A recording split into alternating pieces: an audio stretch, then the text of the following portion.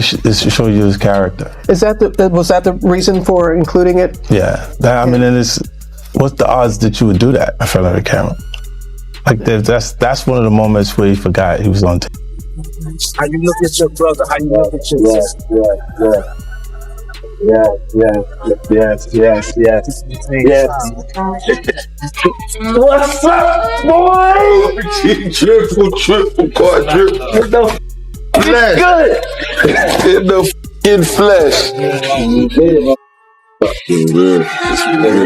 Got so much to tell you, man. Welcome home. We got Ciroc. Damn, we got all. And y'all want Diddy to come to my room. He ain't even brought no Ciroc. I don't want that old around me. He a whole ass.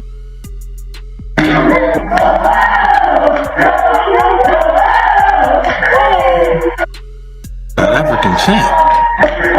Ain't no more team. 50 Cent has ignited fresh controversy as the hip-hop world is rocked by stunning revelations that flip the narrative around Diddy and Burna Boy, turning a once-praised alliance into a wave of suspicion and debate. In his latest documentary, 50 Cent brings forward a newly leaked video involving Diddy and Burna Boy, while also exposing alleged power moves and media tactics that shaped the story behind closed doors. The controversy traces back to a single photo of the two superstars appearing united, a moment that once felt genuine, but quickly became the center of intense scrutiny. As Diddy's legal issues surfaced, that image and now the video took on heavier meaning, raising sharp questions about intent and authenticity. What began as admiration rapidly collapsed into doubt, with the documentary framing these visuals as the spark that triggered a chain reaction and a public unraveling no one saw coming. I know a lot of people want to hear these stories and everything like that because this is stuff that happened back in the day. And then maybe that if they knew there was going to ever be a YouTube or they knew there was going to ever be social media, a lot of the stuff probably wouldn't have got played out like it did. But things happen and these are just stories from the past. I would like to use that as, what you call that, just to clear the facts up what's going on. But it all started, we was in Atlanta. And this story starts when I'm with Puff and he's in exotic bookstores and he's doing shopping, right? He's shopping, getting his stuff and everything like that. So, you know, this is the first time I was ever in an exotic bookstore with Puff. So, you know, I'm giving him his space. He's taking things off the shelves and stuff like that because they gave him a brown paper bag. When they gave him a brown paper bag, he was just putting stuff in there. So I said, damn, you know, he got to go put it on the counter and, you know, show everybody what he's getting. So as he going, I'm just looking at the places where he picking stuff from. So there's one part he picked up some things from up here on my left side. And then he picked like quite a few of them down. I'm like, okay. He put them in the bag. So when I went by there and I looked up there and it said butt plugs. And I was like, hey, yo. I was messing with him. Because people don't understand, you know, we was like friends. He was a part of the same gang. So I'm still gonna tease him. I'm still gonna mess with him and everything like that. I could do that. It wasn't just no security thing. So I say, yo, what are you getting this for? And it said butt plugs. And he was like, yo, can I do my shopping by myself? I said, yeah, you could do it by yourself, brother. And he started walking and everything like that. So when he got I just waited at the counter. So when he got to the counter, he didn't even have to show the guy nothing. He just gave the guy a wad of money. I mean, like he gave the guy a stack something like this. And Puff wasn't the dude that carried no 20s and no 50s and nothing like that. And I mean, like, he just said, boom. And we walked out the store.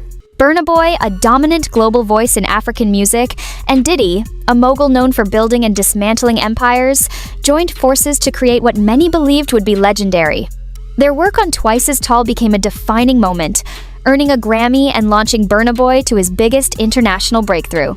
Yet behind the praise and trophies, subtle fractures began to surface, raising questions about whether their connection was rooted in genuine respect or calculated strategy.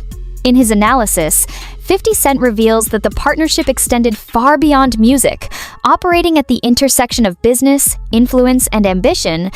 where power dynamics quietly shifted and consequences followed that few anticipated. We had to leave Atlanta and go to North Carolina for a show. You understand? And it was him, this rapper, Sarah, and this other girl.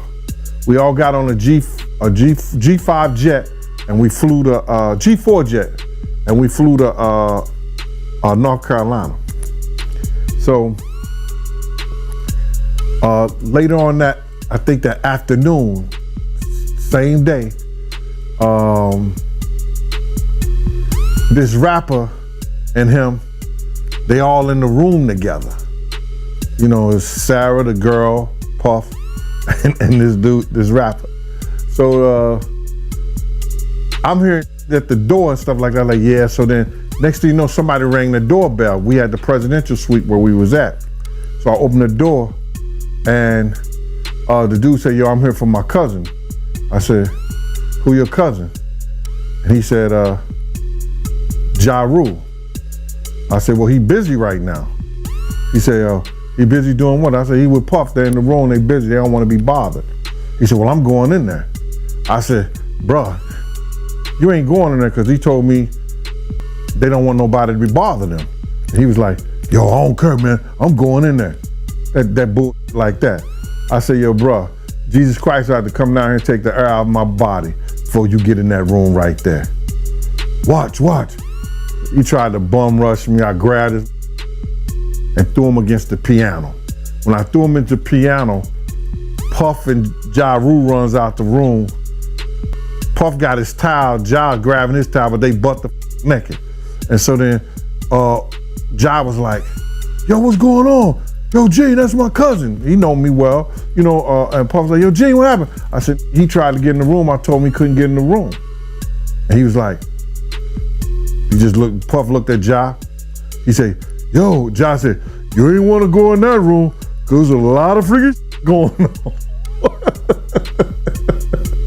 So I was like, oh, he said it was a lot of going on. So that was basically that story, man. You know what I'm saying? They went back in the room, dude felt a certain kind of way, and he left out. So I seen them at the concert the next day, and they tried to, you know, form up against me. But my man Frank was like, I told my man Frank, I was like, yo, Frank, put yourself in that position. Somebody trying to get in the room, and Ja told you don't let nobody get in the room. What would you do? Now, y'all can do whatever y'all want to do, man, but you know I ain't taking no losses. He said, yo, you good, and that was it. Bruh, when Ja said, you don't want to come up in there, a lot of freaky stuff is going on. As whispers of a tape began circulating, the tension between Burna Boy and Diddy escalated to a fever pitch. This was more than idle gossip, it was a powder keg waiting to explode. Allegations of secret maneuvers, questionable deals, and hidden betrayals swirled around them, while Burna Boy remained silent, refusing to respond. In today's social media-driven world, that silence only fuels suspicion, and soon he was caught in a storm of speculation. 50 Cent breaks down how Burna's quiet stance, rather than defending him, intensified the controversy, proving that once the narrative is seized by the public, control of your own story slips away. That's crazy, bro. So now, you think certain politicians, you think certain actors, actress, they drinking, smoking, we know they love pink cocaine. You know they got weed all in the air. They dropping ecstasy pills. They dropping some other kind of sexual pill. Man, do you think he ain't got nobody on tape, bruh? So now, can y'all go get those tapes? If he was blackmailing Cassie, and Cassie's mother had to give him $20,000 for her tapes allegedly, you think he ain't bribing nobody else? Or people ain't worried about that that they gotta do business with him because they know what they did at the Diddy party? So those tapes was important. And the federal government when they showed some of the stuff that was happening in there, you could see the jury cringing. So it was easy for them to come back. Then came the diss track from Nigerian artist Speed Darlington, with Baby Oil taking aim at Burna Boy while hinting at Diddy's behind-the-scenes influence. What began as a seemingly playful jab quickly spiraled into something far more serious when Speed's car was attacked in Lagos. His mother's emotional plea for Burna to step in only intensified the situation, transforming a musical rivalry into a real-world confrontation. 50 Cent examines how a single track, meant as words on a beat, escalated into tangible conflict, blurring the line between rumor and reality, and raising the stakes far beyond anyone's expectations. With those charges for the sex offenses, or the prostitution for selling and promoting prostitution, it was easy for them to come back with that. Listen to him. Y'all heard the same thing that I heard. When they raided his house, y'all saw the same thing I saw. They took computers, tapes. You think wasn't nothing on those tapes, y'all? You think they didn't log those tapes? Why did they, hold up. Yo, I just caught a jewel. They used the tape that Cassie sent them. That Cassie had. They used the tape that Cassie had that they showed to the jurors. Why do you think they didn't use the tape that they got from Diddy house? Because that would have them had to log that in. It would have been public record. And at one given time, when it's a public record and out of this trial, you could go see it. You could go get those tapes, copies of those tapes, because it's public record. Behind the scenes, Burna Boy worked relentlessly to contain the fallout, with his legal team scrambling to manage the chaos while he vented frustrations on Twitter. Each post, intended to dismiss the rumors, only seemed to amplify them, as fans dissected his lyrics for hidden meanings tied to the leaks. What began as artistic expression quickly turned into ammunition, placing Burna's career squarely under scrutiny. 50 Cent explores how Burna's own creativity became a double-edged sword, showing that in today's digital world, every word in action is magnified, and the rules of the game are constantly shifting. Do they take the massage oil with them when they go? No. They just walk out to people who are being arrested. If you ever seen a person getting arrested and the people being arrested in those brothel houses, do they take out the stuff in the brothel houses? No, they don't. They take the individuals who are being arrested out the brothel houses. For them to take 1,000 bottles of baby oil, it's like that they did not leave one. They left people there, but they ain't leave not one bottle. Nobody needed no baby oil. So my whole thing about it is that there was something in that other than baby oil. That's why they took all the bottles. And 9 times out of 10, if I would give it a wild guess, it was, and like some of the people told me, it was probably that GHB. What's that? I think it's gamma hydrox.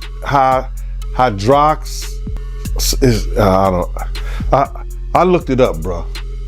Let me see. See if I can find it. I know this is just showing everything like that, but oh no. Let me. Yo, somebody tap dance or sing or do something, you know what I'm saying, while I'm doing this. Oh, here it go right here. It's gamma hydroxy butyrate. The most explosive leak emerged in the form of a post, allegedly from Diddy, declaring, "I helped you win that Grammy. "You thought you could do it without me." Whether authentic or fabricated, its timing was devastating, framing Burna Boy's monumental achievements as ode to Diddy rather than the result of his own talent, hard work, and vision. The fallout was immediate, with fans dissecting Burna's motives, scrutinizing his lyrics, and questioning every move he made, proving just how quickly a single message can rewrite an entire narrative. In the documentary, 50 Cent meticulously analyzes how Diddy's alleged words inflicted enduring damage on Burna Boy's credibility and public image, demonstrating the precariousness of fame and the shocking ease with which perception can be manipulated, leaving even the most accomplished artists vulnerable to rumor, speculation, and the court of public opinion. I ain't seen though. We ain't have no weird shit like that going on around us. I wouldn't have known about no pills or no special oil in the baby oil and stuff like that. You know, people been talking about that lately. See how people lately been talking about in the interview how there was some, I think it was some horse, what they call it, some the stuff that they put horse and make them, some type of heart tranquilizer that's put in no baby oil bottles. Y'all think it was just baby oil, y'all? Are y'all that stupid? Do y'all know it was more shit in those bottles of oils? That was just a cover up. Y'all don't realize that there was other stuff in those bottles that made people either go to sleep or get freaky or get horny or something in those bottles that's getting tested. It's not illegal to have baby oil in your house. Why the hell would the police take baby oil?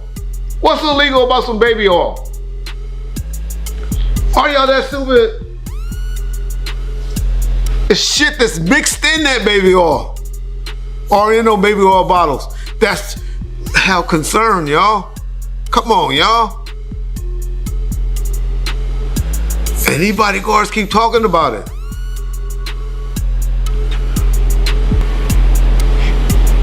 They better shut up. They better shut up. Y'all need to go in there and tell them, stop. But no, Jay Prince ain't had nothing. Jay Prince ain't had nothing to do with this shit. Jay Prince not a rat, y'all.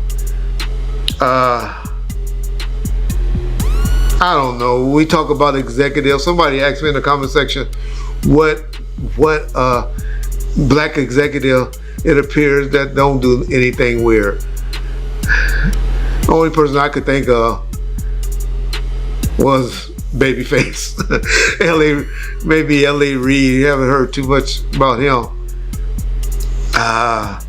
And Babyface.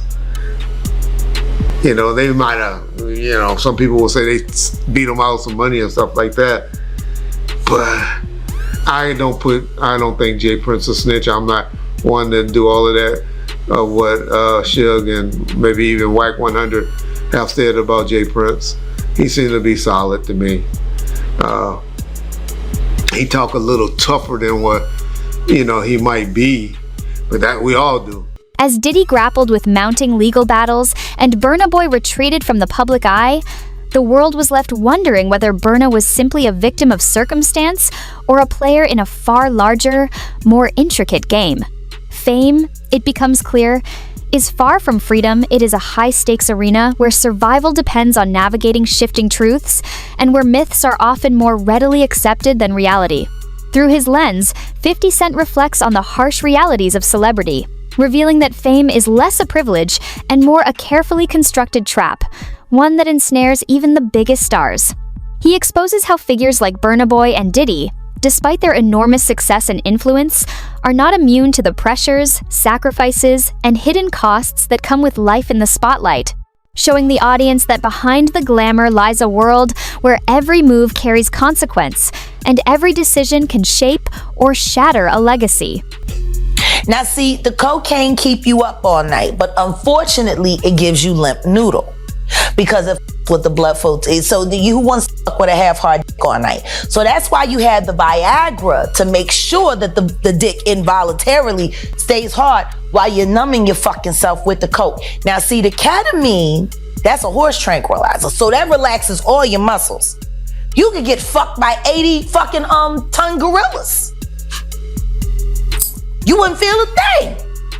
So now, your dick is gonna stay hard. You numbed up and you high. You got the ketamine in you so you don't feel shit. And then you add the ecstasy to put in the feeling that you've now blocked out. And now you got a party. Freak off cocktail. Yeah. So now, the 2C, they done skipped. They done skipped all the steps. They condensed it. Wow. So you got the cocaine in there, and then you got the ketamine in there, and they say that some of the dealers add the ecstasy in there. Now the Viagra, you still got to take that solo. But with the 2C, you got all of that. The gay cocktail. Off cocktail in the one thing. And the reason why it's pink is because they put the food coloring in it. They think, he said he think they got it from the Breaking Bad. You remember how they was making the meth, and they made it a special color, so they done that with the 2C. Wow. It's the food coloring. You think that... As if you need more. When did high not get high enough? Like, I'm trying to understand.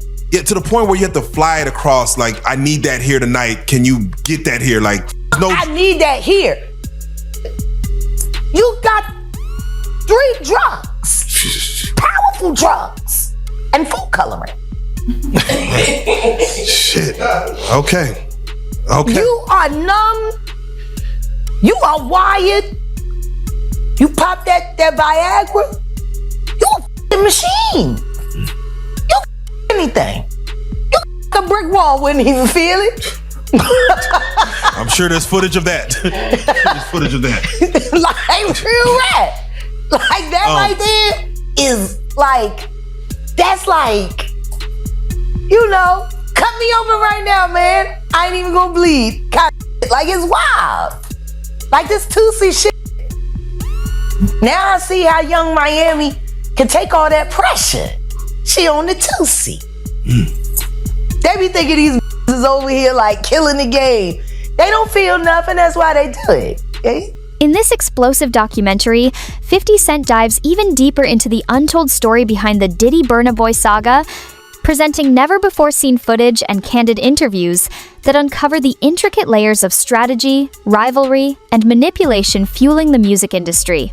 What initially appeared as a groundbreaking collaboration between 2 global music icons slowly unravels into a complex web of hidden agendas, behind-the-scenes negotiations, and unspoken power plays that often dictate success and failure.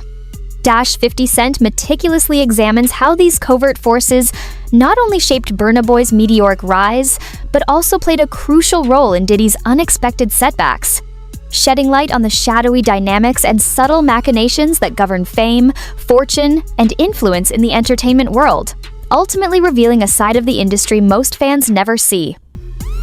So who's next? Y'all don't see the lineup?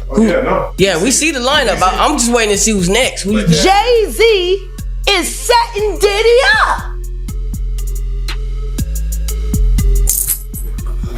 Why is everyone having such a hard time? He ain't doing shit different. He lined up D-Haven, stole his life and identity. He lined up Big L, stole his life and identity. He lined up Dame Dash, stole his life, identity, and took his love. Lined up R. Kelly. He wants to be the one. Yeah, shout out D-Haven. He actually hit us up, wanted to tell this story. You need to talk to D-Haven. Yeah, we need to talk to him. I told you that last year when I put you on the phone with him. You did. And then got ran into, and then I got thrown in a hospital by my insane husband, who's working for YouTube to make his mama pray. So wait, Jag, I'm just curious because with Diddy... You mean? With Diddy settling within 24 hours, which has never been heard of, 30 million, or The lawsuit was 30. Undisclosed amount. But He within knew for 30 days that shit was fitting to happen. within 24 He could have paid that hours. 30 million before. Yeah, why? Let that hit the fan. Did he? Because he's Diddy. He called a bluff. Yeah. He should have enough money to He check. put the boots to that girl. She's supposed to be a good bitch. No matter who she with. All the time he putting the groom in her. Of course he thought it was still gonna work. He thinks he's God. He ain't doing shit. I raped the f out of that bitch, put the boots to her last time I seen her. F her and her trainer, boyfriend, husband. I don't get no. So you hear about stories of Diddy like shooting people, Yeah. blowing up cars. Yeah. Is he this gangster that behind the scenes is that him or is that people Shout around? out to Wendy Williams. 50 Cent's latest documentary dives even deeper than the surface-level drama between Burna Boy and Diddy, offering a hard-hitting exploration of the entertainment industry itself, its hidden deals, relentless power struggles, and the personal sacrifices artists are forced to make to reach the top.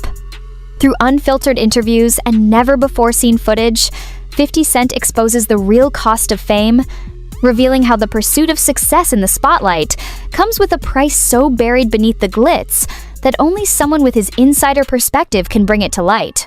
What at first seemed like a straightforward collaboration between Diddy and Burna Boy is laid bare as a labyrinth of strategy, manipulation, and secret agendas, where rumors, influence, and behind-the-scenes power plays quietly steer the trajectory of their careers. Far beyond a story about two major stars, the documentary lifts the veil on the darker realities of the music world, proving that in the high-stakes game of fame and fortune, nothing is ever as simple or as glamorous as it appears.